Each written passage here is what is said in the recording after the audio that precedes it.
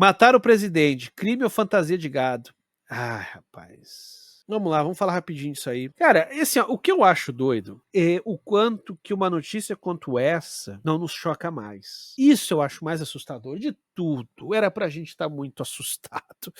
Era pra gente estar muito impactado. Esqueçam as pessoas envolvidas. Ah, porque eu não gosto tanto assim do Lula, ah, porque eu não gosto tanto assim do Alckmin, ah, porque eu não gosto tanto assim do Alexandre de Moraes. Foda-se, a gente tá falando de um presidente, de um vice-presidente e de um juiz da Suprema Corte. A gente está falando das figuras mais fundamentais da política brasileira e da própria institucionalidade brasileira, do Estado brasileiro. E a gente meio que levar na base do até já imaginava, até nem surpreendi. A gente meio que não se impactar com isso, sabe? Isso pra mim que é o verdadeiramente impactante. Eu fiquei com a sensação ao longo da semana que essa notícia foi chocante e ao mesmo tempo todo mundo encarou de um jeito meio porque a sensação que me deu é que de ambos os espectros políticos, as pessoas olharam para isso com uma certa normalidade. Assim, os mais exaltados olharam para isso e falaram assim: ah, foda-se, eu não gosto mais deles. Ah, o Lula é ladrão, tem que matar, o Alckmin é um traidor, o Alexandre de Moraes é um ditador, não sei o quê. Então teve um lado que pensou assim: ah, tudo bem, tem mais que matar mesmo, foda-se. E tem o outro lado que pensou assim e falou assim: ah, vindo do Bolsonaro nada me surpreende. Então assim, todo mundo meio que levou esse negócio assim, na base do agora, isso diz mais sobre nós até do que sobre as pessoas envolvidas nesse caso, né? Olhando por esse lado. O quanto que a gente tá naturalizando, e não é de hoje, uma série de absurdos. A gente normalizou muito absurdo já. Estamos embriagados, estamos ficando atoladinho de uma absurdidade de absurdos. Isso faz com que uma notícia como essa não seja chocante. Agora, vamos fazer um elogio ao Estado brasileiro, cara, porque, olha só, tem muito figurão aí envolvido, né? E essa coisa tá conseguindo vir à tona, tem a Polícia Federal investigando, enfim. Cara, assim, ó, eu cansei já de falar aqui, eu não caio nesses patriotismos, nesses ufanismos tolos, tá ligado? Agora, me incomoda profundamente ao viralatismo que é em relação ao Brasil, certo? O Brasil é um país que, em muitos aspectos, é um país muito superior a muitos outros países. Em vários aspectos, o Brasil é um país mais... O pessoal gosta de ver o Brasil como essa porra, essa coisa. O Brasil, em muitos aspectos, é um país imensamente mais organizado do que país europeu, cara, tá? Em vários aspectos, vários aspectos. Até porque a gente é um país continental e os caras têm que controlar um país que às vezes é do tamanho de Osasco. E uma coisa, assim, ó, que eu acho relevante sobre o Brasil é que a gente tem instituições que são fortes, elas não são imbatíveis, mas elas são fortes. E assim, eu considero pelo menos uma boa notícia essa coisa tá vindo à tona, cara. É uma boa notícia isso tudo tá vindo à tona. E que, assim, a torcida que eu fico é que prossiga, né? Prossiga, que seja julgado, uma vez constatado que a coisa foi assim mesmo, do jeito que a Polícia Federal tá apontando, que a galera acabe presa, né? Inclusive o Bolsonaro, né? Se o cara realmente planejou um golpe de Estado, e ao que tudo indica, sempre defendeu o golpista, né? Nessas horas também não ajuda. Se o cara quer dizer, não, eu não planejei um golpe de Estado, porra, mas sempre defendeu o ditador. Se o cara planejou um golpe de Estado e teve junto até mesmo de um plano de assassinato, porque não sei se vocês repararam qual era o plano deles ali, né? Segundo o que a PF tá trazendo. O plano dos caras era o seguinte: eles iam matar o Lula, o Alckmin, o Alexandre de Moraes, aí o Bolsonaro viria a público, isso no período pós-eleição do Lula, mas antes dele assumir. Então seria ali por novembro, dezembro. O Bolsonaro viria a público para pagar de fada sensata e dizer: olha, gente, mataram. Aí nesse ponto o Bolsonaro ia reconhecer o Lula como presidente eleito, mas ia dizer que mataram, né? Porra, olha só que tragédia. Um louco aí fez algo. Então é o seguinte: a gente vai ter que decretar estado de sítio, porque as instituições brasileiras, estado de. Não é estado de sítio, era o outro lá que eles iam fazer, o estado de. Ai, qual é o outro ali? Me fugiu. Diga no chat. Vamos ter que decretar, porque daí não tem mais, porque a institucionalidade, o Estado brasileiro está em risco. Estado de defesa, isso. Vamos ter que decretar. E aí, Bolsonaro ia continuar no poder, aquela coisa toda. Agora, é um plano, eu acho um plano meio maluco, assim. Eu imagino que a defesa deles vai nessa direção de dizer, mas é um plano muito burro. Tem muita variável, né? É o famoso tem que combinar com os russos, né? Aquele ditado antigo. Porque quando eu falo combinar os russos, o pessoal mais não vai entender. Nem eu, quando era guri, entendia. É um ditado de uma geração anterior a mim. Mas é um ditado que quer dizer, tem a ver com um jogo de futebol, assim. É um plano meio esquisito, porque tem que combinar com o Congresso inteiro, né? Tem que combinar com todas as outras forças no Brasil. É meio que combinar com a Globo, é meio que combinar com a OAB, é meio que combinar com o Ministério Público, é meio que... Sério, tem que combinar com tanta gente. É esquisito, cara. é esquisito isso tudo. Agora, de novo, se o relatório ali da Polícia Federal está correto, a nossa sorte é que esse povo é muito incompetente. Essa é a nossa sorte. Se fosse que nem o Putin, lembra daquele cara que falava mal do Putin e depois morreu envenenado? Sorte que não é o Putin.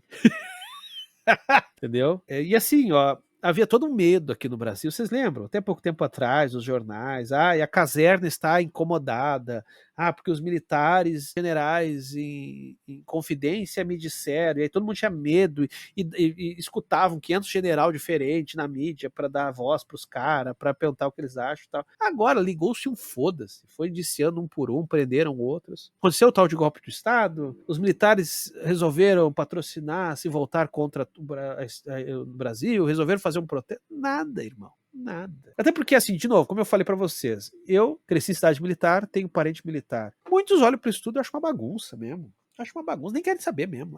Vai prender o Braga Neto. Já vi militar falando que prenda. Tô nem aí. Não sou eu, o que eu tenho que ver com esse cara? Tem muito militar aí que é só trabalhador, tá ligado? O cara não quer se meter com os outros. Aí, porque o fulano fez confusão. Porra, não sou eu, cara. Que eu tenho que sair em defesa. O cara que arca com os BO dele, pô. Agora, o que eu acho um fraquejo nessa situação toda, aí sim eu acho um sinal de fraquejo, é que assim, de novo, se as coisas são como o relatório da PF está pintando, por que o Bolsonaro não está preso? Simples. Ele tem poder de influência e capacidade de fugir. Se as coisas são como estão sendo pintadas, é o caso de prisão preventiva. Até onde eu vejo Eu mesmo, eu não sou especialista em direito, mas eu ouvi vários especialistas falando isso. Gente até de direita, ou conservadores e tal, e falando, cara, olha, é caso sim de prisão preventiva. É o que tá na lei. E aí vão dar tempo pro cara pedir, porque ele não vai ser que nem o Lula. É isso que a direita às vezes se morde, né?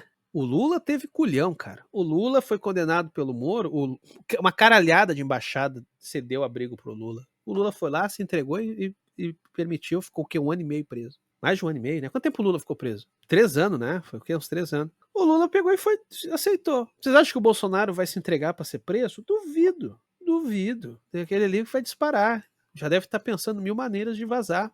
Preventiva, cara, prende. Eu tenho a impressão que tá virando um jogo, assim, já virou um jogo de xadrez, né? Eles estão esperando o Bolsonaro dar algum sinal de que ele tá querendo fugir, que daí querem prender ele. Eles têm que conseguir ver o sinal antes do Bolsonaro fugir de fato, né? Não sei, vamos ver. A ver cenas do próximo capítulo, né? Aí tem gente que fala assim, e o Trump nisso muda essa equação? Eu não sei se muda tanto assim. Eu não sei. E outra coisa, ainda é uma incógnita política externa do Trump, né? A sensação que dá é que vai ser um grande foda-se. Eles até podem, a lá Twitter, se meter na política externa, mas eu acho que é capaz de ficar muito mais no terreno das opiniões e tal, do que necessariamente é. Pelo que dá a entender, eles vão fazer pressão financeira, né? Ameaçar de tirar dinheiro de uma série de instituições, a Corte Interamericana, por exemplo, tirar dinheiro desses lugares meio que na pressão, né? Dizendo, achar que vocês estão permitindo esses absurdos em outros países que a gente considera um absurdo, a gente vai tirar o dinheiro. Que nem foi no governo Trump em relação à pandemia, né? Que o Trump ameaçando tirar dinheiro da Organização Mundial da Saúde, né?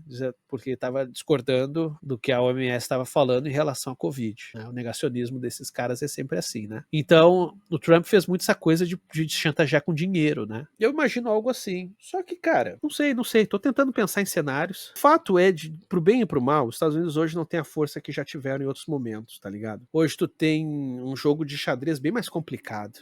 Bem mais complicado. E para avançar para um lado, tem 500 outros do outro ali para. Eu quero dizer assim, por exemplo, o Brasil, uma coisa, assim, me parece que isso é muito claro na diplomacia brasileira e o Lula especificamente tem essa cabeça. O Lula, como um bom sindicalista, ele já entendeu o seguinte: o Brasil não é uma potência militar, uma grande potência que quiser nos invadir, nos invade. Uma grande potência que quiser nos colocar em joelho, os coloca. Então, como é que a gente pode se defender? Das duas, uma. Ou a gente cria realmente um exército hiper poderoso, coisa que não vai acontecer do dia para noite, e basta ver o que parte do nosso exército está fazendo, e a gente já não acredita muito que eles sejam capazes de alguma coisa assim. Né? Infelizmente, né, se eu tivesse virado sargento, como eu falei para vocês outra vez, eu estaria bastante incomodado com isso tudo, porque essas situações todas não incentiva ninguém a dizer, né, essas notícias todas que vieram, não incentiva ninguém a botar dinheiro nas forças de defesa do Brasil, né? Se os caras com os salários que têm resolvem se meter na política e não na proteção do país, é sinal que talvez não fosse bom incentivar tanto assim. Agora, vamos lá, como é que o Brasil pode se defender? Uma é com o exército, com forças armadas. Não tem. E também não vai ser para amanhã que vai ter. Tendo bomba nuclear, tendo coisas do tipo, é uma aposta. Mas é aposta assim né, jogar gasolina no fogo. Qual é a outra estratégia? E essa é a estratégia que o Lula e tradicionalmente o Itamaraty faz. A gente tem laços com muita gente. Muitos têm interesse aqui em nós, porque nós fazemos acordos, porque a gente estabelece determinados vínculos. Em resumo, se os Estados Unidos invadem o Brasil, se os Estados Unidos resolvem transformar o Brasil numa colônia, assumidamente, isso incomoda a China, isso incomoda a Rússia, isso incomoda a Europa. Ou seja, e se qualquer um dos outros também quiser fazer isso, vai incomodar as outras partes. Ou seja, é aquela coisa assim, ó, é uma espécie de pacto com vários diabos ao mesmo tempo, de modo que nenhum diabo vai te requisitar, porque senão vai se incomodar com os outros. Dá pra fazer uma alegoria com aquela história do Constantine, tem uma história em quadrinhos do Constantine, que ele tá com câncer, e aí ele quer se curar do câncer, e aí ele faz um pacto com o diabo. Só que ele faz um pacto com 3 diabos diferentes, sem avisar o outro diabo. Aí quando os diabos descobrem que fizeram um pacto, todos eles com o Constantine, e eles vêm pra se vingar, o Constantine responde, olha, vocês não vão fazer nada, né? A alma tá vendida pros 3, vocês vão fazer uma guerra entre vocês agora? Não vão. Então a solução de vocês é, que agora vocês já me curaram do câncer, é não fazer nada com a minha alma. E é o que acontece no final. O truque, portanto, é, em vez de fazer pacto com um único diabo, fazer com vários. Em vez de vender alma pra um, vender alma pra vários. Porque daí com essas, às vezes tu consegue o seguinte truque, como o Constantine fez. E me parece que a política externa brasileira é muito voltada pra esse lado.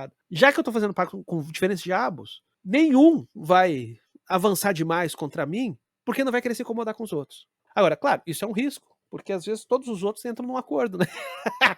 Todos entram numa espécie de consenso para como nos fuder. Isso pode acontecer? Pode, mas é improvável. Então esse é o truque, essa é a estratégia. O Brasil é o Constantine da diplomacia. Tá muito ANCAP das ideias. O que tem de ANCAP nisso que eu falei? Fazer dívida com vários agiotas. É uma outra maneira de ver isso também. Então, assim, sei lá, essa é a leitura que eu faço, me parece que essa é a estratégia do Lula. Pode ver, o Lula no poder, tu acha que o Lula tem essa particularidade, o Lula se incomodou. Cara, o Lula tirou foto sorrindo com a mulher lá da Itália, cara, que é abertamente fascista, neofascista, Giorgia Meloni, e o Lula e ela sorrindo juntos, tá ligado? Esse é o Lula, cara, e isso é a tradição da política brasileira. Quer vocês gostem, quer não, é a tradição do que a gente tem de melhor na política brasileira, que é essa capacidade esquisitíssima de fazer pacto com todos os demônios. É a lógica do malandro. E eu, sinceramente, pensando aqui com meus grilhões, que eu não penso com meus botões, eu penso com os meus grilhões, e que os trabalhadores, a única coisa que eles têm são seus grilhões, eu acho que essa é a melhor estratégia para o Brasil, dadas nossas dependências, tá ligado?